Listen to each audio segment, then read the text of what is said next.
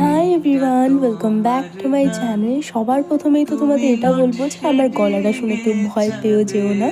এই গলা ভাঙা রিজনটা এর পরে কোনো একটা ব্লগে তোমরা অবশ্যই জানতে পেরে যাবে, তবে এখন অনেকটা বেটার। সেদিনকে বিকেল বিকেল দিকে দিদিদের নিয়ে আবার ঘুরতে বেরিয়েছিলাম। বিকেল বিকেল মানে তখন প্রায় সন্ধ্যে 6টা নাগাদ বাজে। মানে সব বোনেরা যখন প্রায় 1 বছর পর আবার একসাথে হয় তখন এই গেট টুগেদার গুলো আমাদের রোজই লেগে থাকে। যাই হোক, প্রথমেই তো চলে গেছিলাম আমাদের বিবেকানন্দ পার্কে। সাধারণত আমাদের পার্ক 6টা নাগাদ বন্ধ হয়ে যায়, তবে এখন যেহেতু গরমকাল তো দিনটা একটু বড়, তার জন্য এখন পার্কটা 6টার জায়গায় 6:30 পর্যন্ত খোলা থাকে। তাই ভাবছিলাম যে 10 মিনিটের জন্য আবার টাকা খরচ করে ঢুকবো, তবে ওই যে বাচ্চা কাচ্চার মন এতদূর নিয়ে এসছি, যদি ভেতরে না যাই তাহলে তো মন খারাপ করে বাড়ি যেতে হবে। তাই আর কি চলে এলাম ভেতরে। আর ওদের সাথে সাথে তো আমরাও বাচ্চা হয়ে গেছিলাম আজকে। কোনো রাইড মিস করা যাবে না। 10 মিনিটের মধ্যে যতক্ষণ পারি ততক্ষণ প্রত্যেকটা রাইড আমাদের এক্সপ্লোর করতে হবে। আর এইদিকে আমাদের নিম্মিরানিও ঘোরাঘুরি শুরু করে দিয়েছে, আর আমার দিদিরাও তো বাচ্চাদের সাথে থাকতে থাকতে বাচ্চাই হয়ে গেছে। দু বোনে মিলে দোলনা চড়তে শুরু করে দিয়েছে। তবে আমি এটাই বলছিলাম, যদি এটা ভেঙে যায় তাহলে কিন্তু আমি জরিমানা দিতে পারবো না, তোদেরই দিতে হবে। আমাদের নিম্মিরানি আবার এসব সাওয়ারির থেকে নিজের পায়ে একটু বেশি ভরসা করেন, তাই এইসবের থেকে একটু ভয়ে ভয়েই থাকে। সেই দিন উনি বেশ মজা করছিল।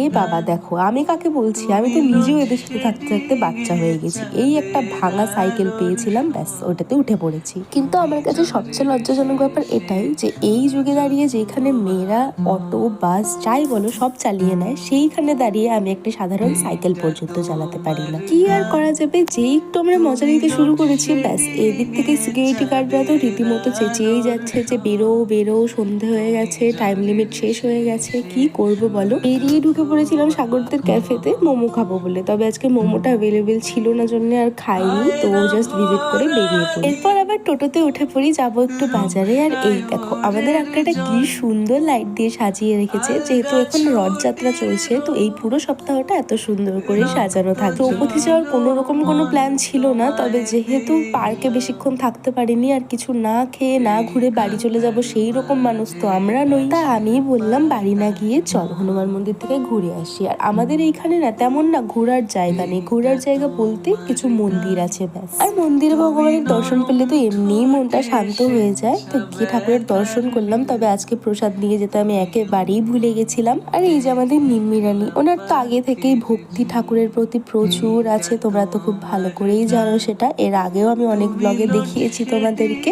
যাই হোক, আজকে যেহেতু মঙ্গলবার বা শনিবার কোনোটাই ছিল না, তাই মন্দির একদম ফাঁকা নিরিবিলি, এখানে ঘুরেও খুব শান্তি লাগছিল। আর আমি না বরাবর শান্ত নিরিবিলি পরিবেশ ভীষণ পছন্দ করি, তবে তার মানে এটা না যে আমি মানুষজন একেবারেই পছন্দ করি না। এখন না খুব একটা